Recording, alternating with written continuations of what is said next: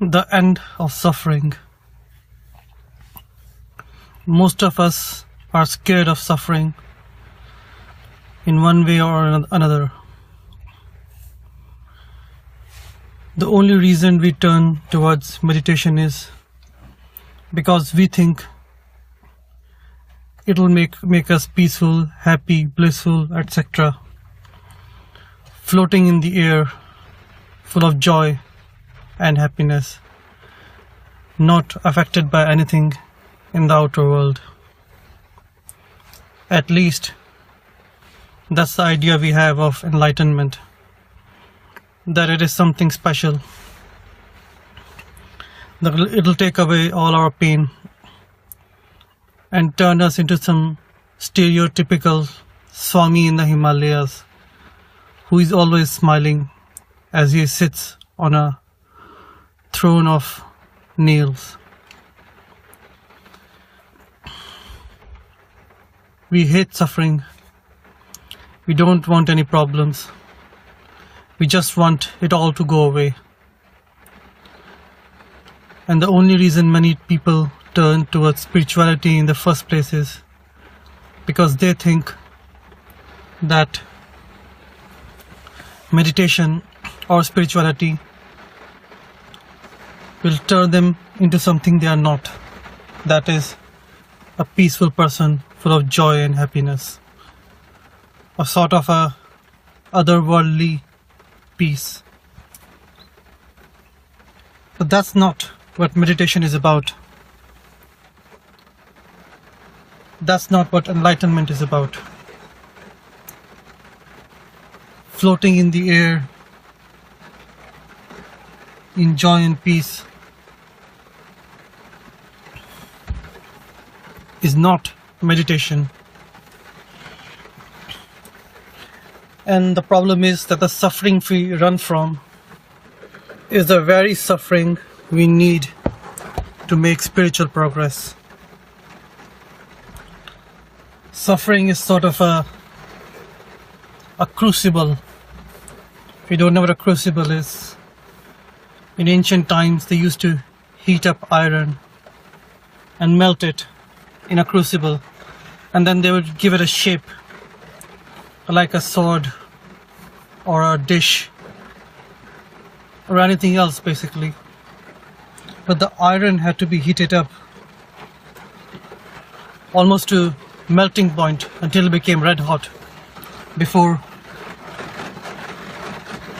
it could be shaped into another form. And it's the same with us in a way.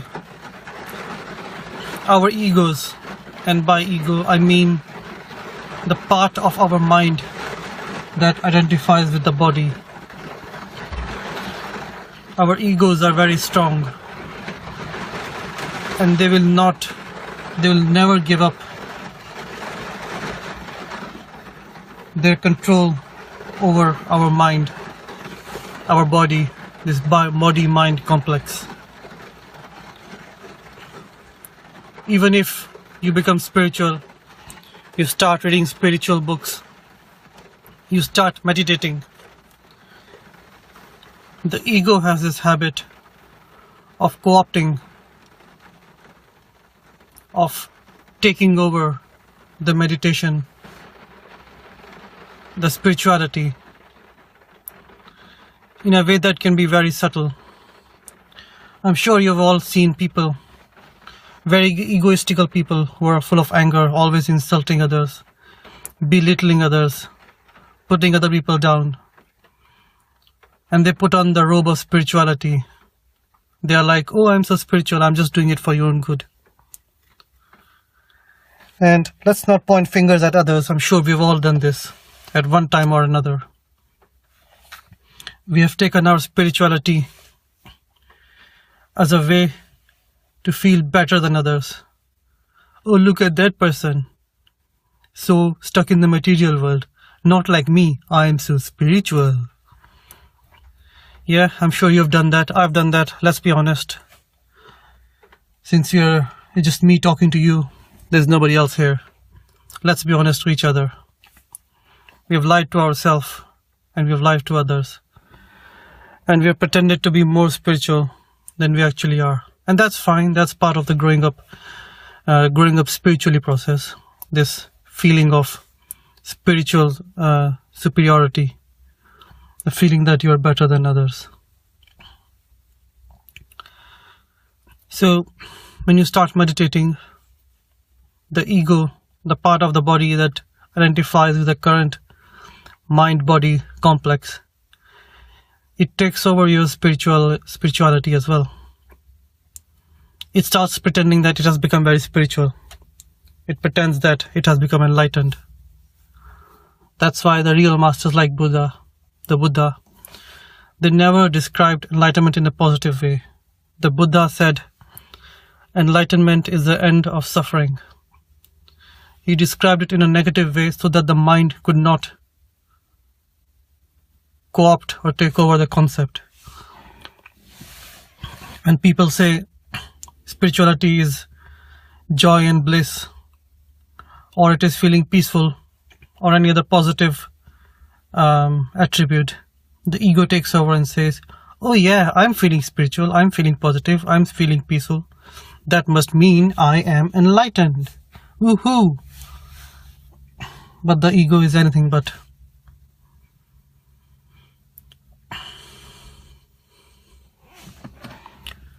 And that's the problem with most meditators. Whatever spiritual progress they make, the ego absorbs it and uses it to become bigger. And that's why you meet people in meditation centers or yoga classes who have a very high opinion of themselves, who treat you with contempt, or who might be insulting, or who might not even be good people. They might be rude, asholic people. Asholic is a spiritual term, by the way. It's an ancient Sanskrit term, asholic.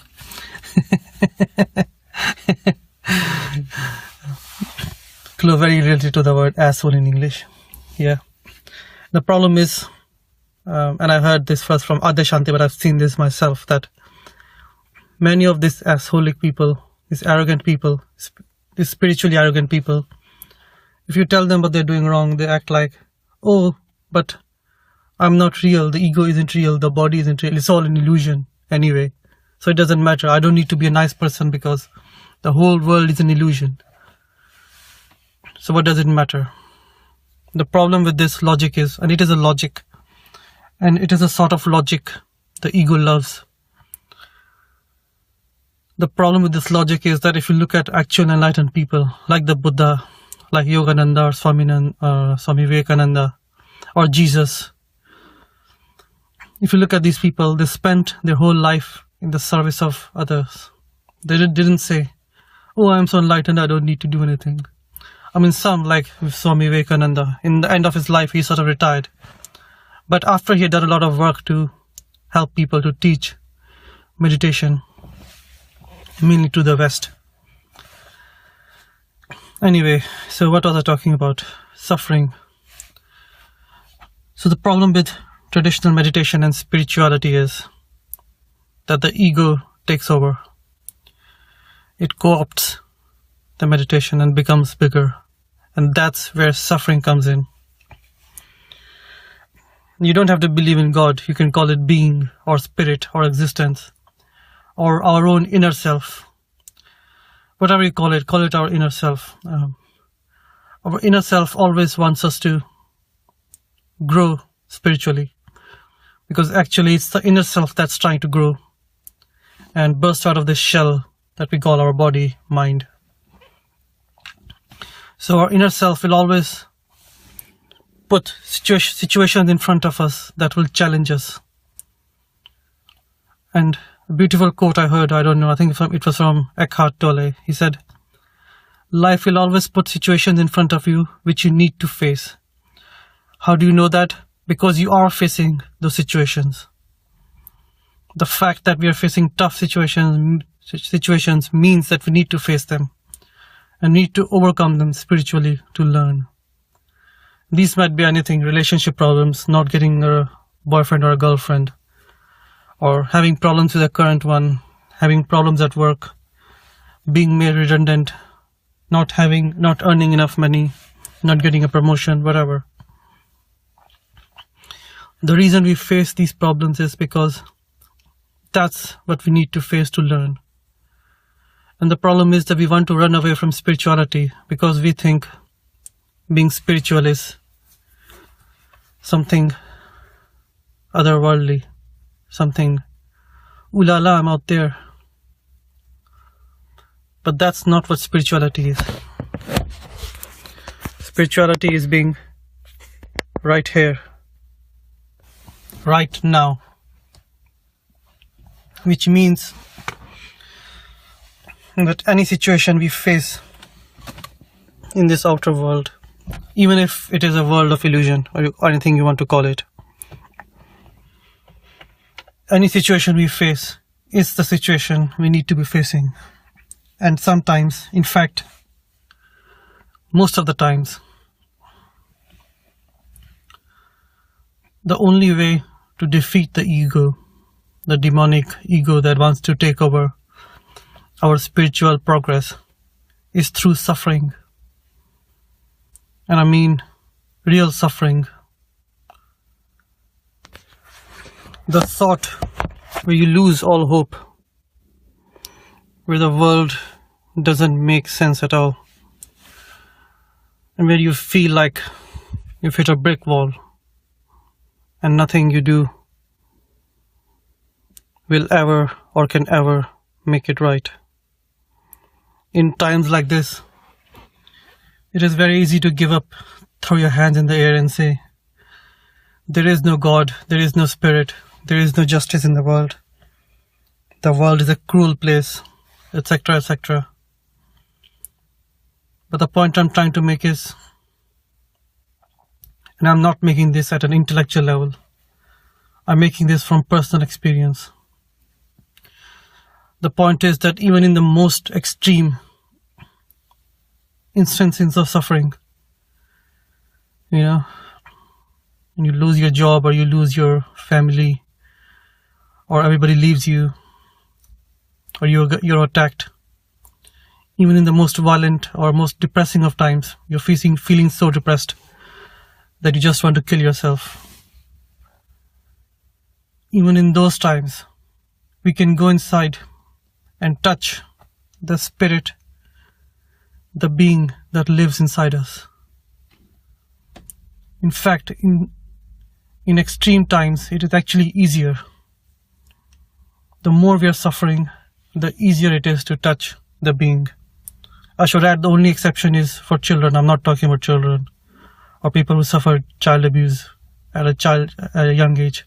I'm talking about adults, those of us who are mature. With children, it's another story, which I won't go into now. But for adults, for grown-up people,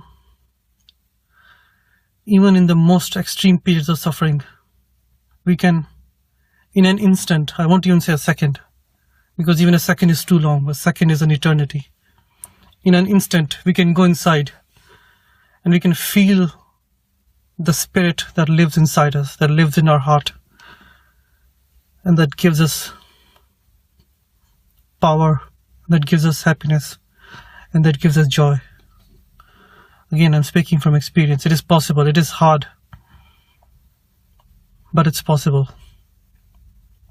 And it's possible for every one of us. You don't have to be a spiritual person or one who meditates for hours at a time. A complete atheist, or even someone who society would call a sinner, a criminal, a murderer, a violent rapist, a gangster, someone who has shot many people, killed many people. Even such people can, in an instant, if they truly want, go inside and feel the spirit within them. The thing is that this spirit, this being, it does not discriminate. And our rules of morality, our religious rules, you should not, this is bad, this is good, they do not apply to the spirit at all. So no matter how bad we have been, or how depressed we are, or how much we are suffering, we can in an instant go inside and touch the spirit inside us. Now, of course, I said even criminals can do that. They won't, because if they could touch the spirit inside them, they wouldn't. If you have touched your being inside, you can't even think of harming another soul or another spiritual person. And most crimes or most instances of violence, and this includes mental violence or verbal violence, not just hitting someone. Most forms of violence are caused by ignorance, by not being in touch with our inner self. And we have all done that. We've all been, we've all been cruel to others, cruel to people we love. We've hurt people close to us. We've done bad things. And most of us think, oh, I'm such a bad person, how can I be spiritual? Maybe not in this life, maybe in the next life. But what I want to make is clear is, no matter what you think you've done, or how much you're suffering, or how depressed you are, or how bad you think you've been, even if you don't meditate at all, if you haven't been spiritual, any one of us can go inside at any instant and touch the being where all joy, all happiness arises from. And like I said, you don't need to be spiritual. We can all do that. So why don't we? Why don't we do that? We don't, because we have been programmed by society and the people around us to think that, well, there are multiple reasons. One is that we think that we can't. And we have this idea from society that to be spiritual means to be otherworldly, to live in the mountains and spend 8 hours a day meditating. That's one reason. The second is, like I said before, the ego co-opts all our teachings. And that's why suffering is necessary. The more we suffer, the more we realize how helpless we are in the face of adversity, how little we are in front of the universe. Sometimes you can feel that the whole universe is aligned against you. And that's actually, you might just want to throw your hands and give up, just lie down and die. That's the best time to actually turn inside. The AA, Alcoholics Anonymous, they have this concept of, they say that I accept that there is a higher power that can help me. And most people only do that, not just alcoholics, but drug addicts. They only do that when they've hit rock bottom, when there's nothing lower to go, when they've fallen so far below that they think that, right, I've done all I could. It's all in the hands of God or spirit or being or whatever now. And that's the gift of suffering. Suffering makes us realize that we are not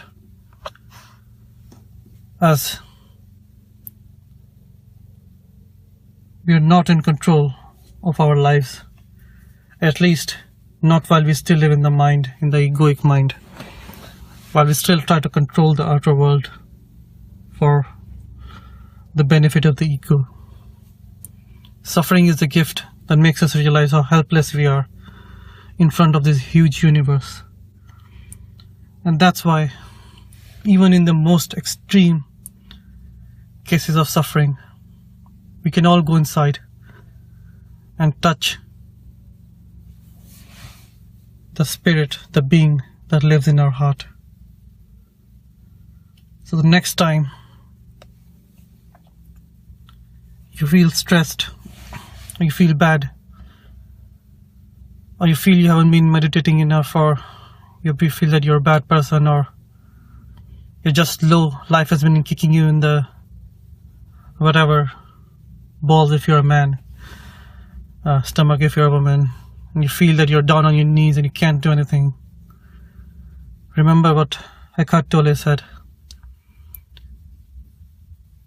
life will bring us situations that we need to face. And the proof is that we are facing them. If we didn't need to face them, life wouldn't bring them to us. And at such times, yes, it's hard. I know it's very hard. If you lost your job or you lost someone you love and you feel like shit, you just don't know what to do. It's hard to meditate at that time. It's hard to go inside. But still, we need to try. At least try. You don't need to sit down and sit straight back and chant Om, Om Shanti Om or anything like that. Just a simple walk in the park. Or just sitting in an easy, relaxed pose. Just try to get in touch with yourself. Breathe slowly. Breathe calmly. Touch with the inner spirit that lives inside you. And that inner spirit will guide you. It'll tell you why you're suffering, what you need to learn. It might take you a little bit of time to hear it, but keep trying it. The more you're suffering, actually the easier it becomes. Because the more the ego realizes how stupid and how helpless it is. If you just have small suffering, you cut your finger or anything, you won't become enlightened. It's only when you lose everything, you lose your job, you lose your family, or wherever people you love close to you die. Everything happens at the same time and you're feeling you can't continue lower. That's the time to go inside and touch the being. And it is possible. Suffering is a great teacher. Suffering is nothing to run from. The spiritual progress, I don't know why people think spirituality is full of joy and happiness. The spiritual path is full of pain and suffering, mainly because we have spent so long, years, lives, thinking and acting the wrong way, and now we are trying to correct that error. And it's not easy. If you've got a car moving at 100 miles an hour, it's not easy to change its direction. That's where suffering comes from. Can you go beyond suffering? Yes. Eventually, like Buddha, we all go beyond suffering. But to go beyond suffering, you have to go through suffering. You cannot take a shortcut. No matter how much you want to hide away from, no matter how much you want to just run away, we can't. Until we have an ego, until we have a part of the mind that thinks that it is this limited body, suffering will come. Later on, when you're an advanced person, spiritual person, when you're in touch with your inner self will tell you how to avoid suffering, what you need to do next to avoid suffering. But until you're at that stage where your inner teacher has arisen and is talking to you, guiding you, you will need to face some suffering. Don't run from it. Don't hide from it. Don't go seeking it either. Just accept what is there. Accept life as it is. Accept the gift of suffering.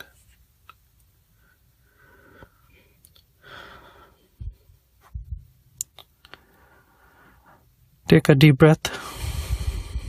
Let it out. Another deep breath. Let it out. Another deep breath. Let it out. That's what being or spirit or God is. It's closer to us than our breath.